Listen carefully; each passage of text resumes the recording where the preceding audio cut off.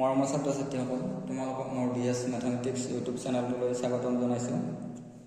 আজি আমি আলোচনা কৰিম অসম জাতীয় বিদ্যালয় পাঠ্যক্ৰমৰ অন্তৰ্গত গণিত কিতাপখনৰ অনুশীলনী 3A ৰ 3 নম্বৰৰ ৰৈ যোৱা অংকবোৰ। আজি আমি 3 নম্বৰৰ 4টো কৰিম। পক্ষান্তৰ পদ্ধতিৰে সমাধান কৰা।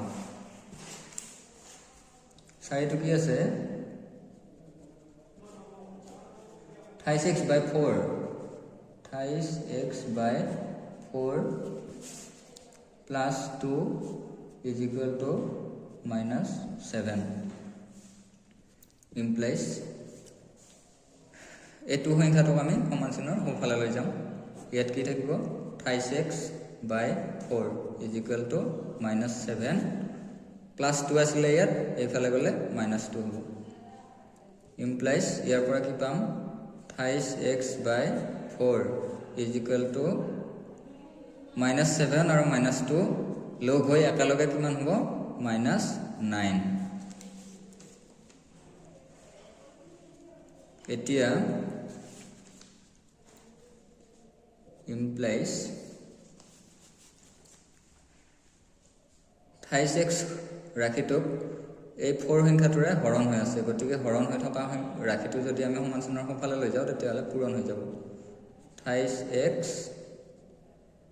is equal to সমান চিহ্নৰ সোঁফালে নিলে এই 4 সংখ্যাটো পূৰণ হৈ যাব। -9 × 4 হৈ যাব। কিয় পূৰণ হৈ গ'ল? কাৰণ এইফালে হৰণ হৈ আছে, গতিকে পক্ষান্তৰ পদ্ধতিত যদি বাওঁফালে এটা সংখ্যা হৰণ হৈ থাকে তেনেহ'লে সোঁফালে লৈ গ'লে সেই সংখ্যাটো পূৰণ হৈ যায়। গতিকে এই 4 সংখ্যাটো ইয়াত হৰণ হৈ আছিলে, 28xক 4ৰে হৰণ কৰা হৈ আছে, গতিকে 4টো আমি সমান চিহ্নৰ সোঁফালে লৈ গ'লোঁ, গতিকে এইফালে যাওঁতে পূৰণ হৈ গ'ল। implies 28x is equal to ইয়াৰ পৰা কিমান পাম? -9 × 4 অৰ্থাৎ -36। এতিয়া xৰ লগত 3টো পূৰণ হৈ আছে, গতিকে সমান চিহ্নৰ সোঁফালে লৈ গ'লে হৰণ হৈ যাব। এতিয়া xটো ইয়াত অকলশৰীয়া হৈ গ'ল, is equal to 3টো পাৰ কৰি নিম, গতিকে -36/3 হ'ব। implies x is equal to ইয়াৰ পৰা কি পাম? 3 সংখ্যাটোৰে 36ক হৰণ কৰিলে 12 বাৰ পাম, অৰ্থাৎ 12। যিহেতু 36ৰ আগত মাইনাছ চিন আছে, গতিকে ইয়াত -12 হ'ব। এইটোৱে হ'ল আমাৰ এনচাৰ। এটাকে নিৰ্ণয় সমাধান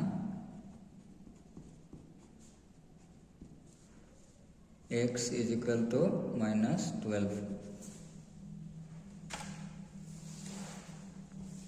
এইবাৰ আমি 3 নম্বৰৰ 5টো কৰিম।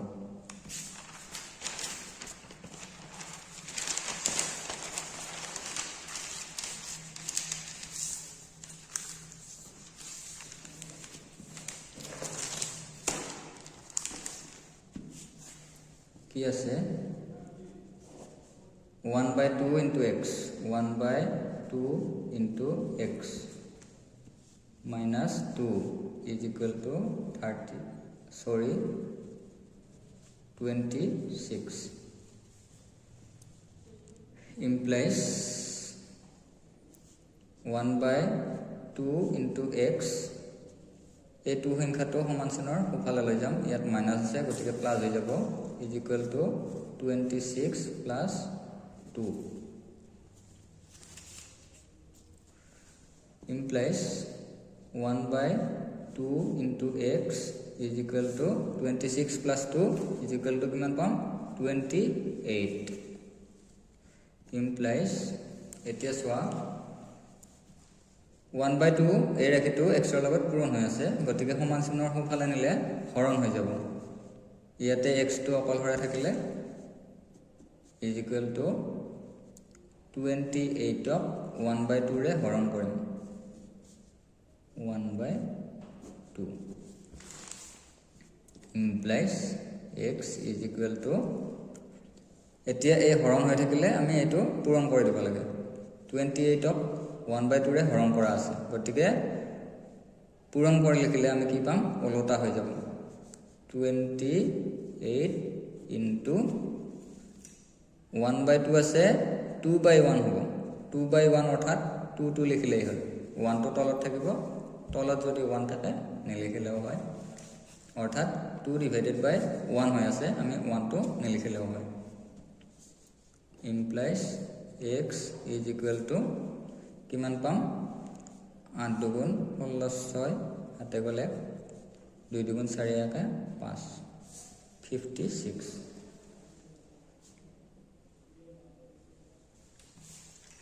এটাকে নির্ণয় সমাধান x is equal to 56 এইটো হ'ল answer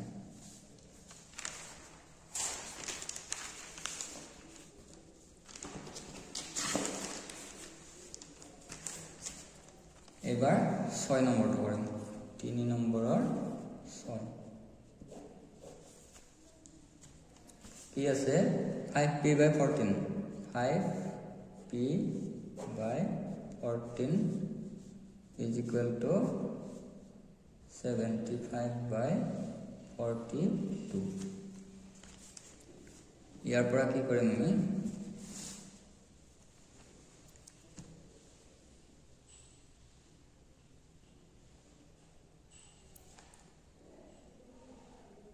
p সংখ্যাটোৰ লগত অৰ্থাৎ ইয়াত চলক কি আছে p আছে p ৰ লগত 5/14 পূৰণ হৈ আছে আমি এনেকা লিখিলে বুজিবলৈ সুবিধা হ'ব 5/14 ইনটু p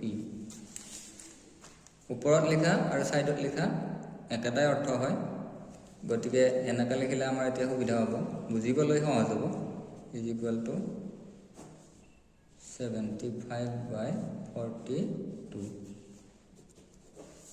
এই p চলকটোৰ লগত ইয়াত চলক p আছে p টোৰ লগত 5/14 পূৰণ হৈ আছে গতিকে সোঁফালে নিলে হৰণ হৈ যাব p is equal to এতিয়া আমি ইয়াত 5/14 ৰে 75/42 হৰণ কৰিব লাগিব ওপৰত লিখিম 75/42 এডাল হৰণ হয় হৰণ 5/14 এতিয়া হৰণটো পূৰণ কৰি দিম সহজ হৈ যাব p is equal to 75/42 হৰণটো এতিয়া পূৰণ কৰি দিম পূৰণ কৰি দিলে উল্টা হৈ যাব 14 টো ওপৰত যাব 5 টো তলত আহিব 14 ওপৰত গ'ল 5 তলত আহি গ'ল এতিয়া আমি কটাকটি কৰিম 14 সংখ্যাটোৰে 42 তিনিবাৰ যায় 3 14 42 5ৰে 75 কাটিলে 15 বাৰ যাব 5 15 75 ইয়াৰ পৰা কি পালো আকৌ এতিয়া এই 3 টোৰে 15 কাটিব পাৰো 5 বাৰ যাব অৰ্থাৎ p is equal to 5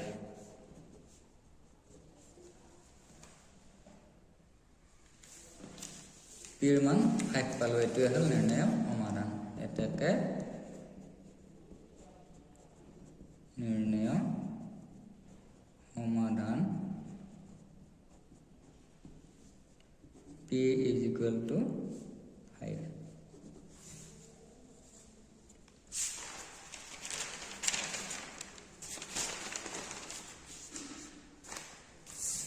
এইবাৰ 7 নম্বৰ 3 নম্বৰৰ 7 পক্ষান্তৰ পদ্ধতিৰে সমাধান কৰা 3 নম্বৰ কি আছে 7z plus 3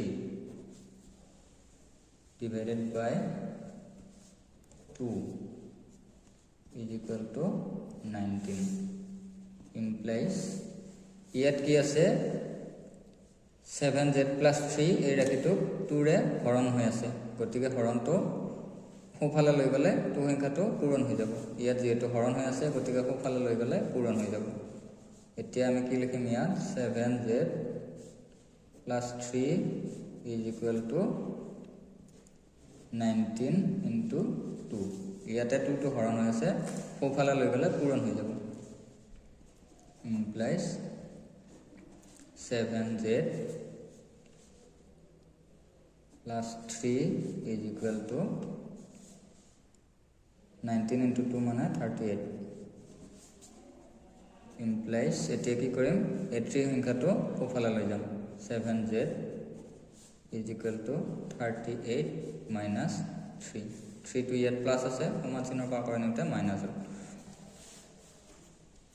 implies 7z is equal to 38 ৰ পৰা 3 মাইনাছ কৰিলে 35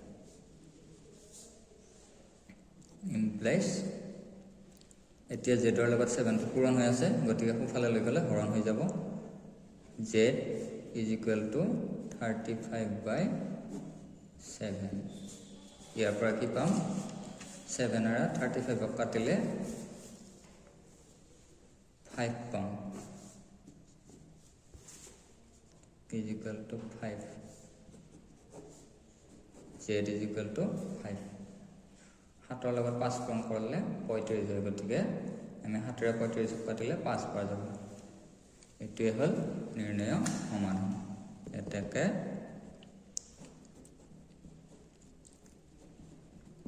নিৰ্ণয় সমাধান z is equal to 5 মৰমৰ ছাত্ৰ-ছাত্ৰীসকল আজিৰ ভিডিঅ'টো ইমানতে সমাপ্ত কৰিছোঁ যদি তোমালোকে আমাৰ ভিডিঅ'বোৰ চাই ভাল পাইছা তেনেহ'লে লাইক কৰিবা শ্বেয়াৰ কৰিবা আৰু মোৰ চেনেলটো ছাবস্ক্ৰাইব কৰিবা ধন্যবাদ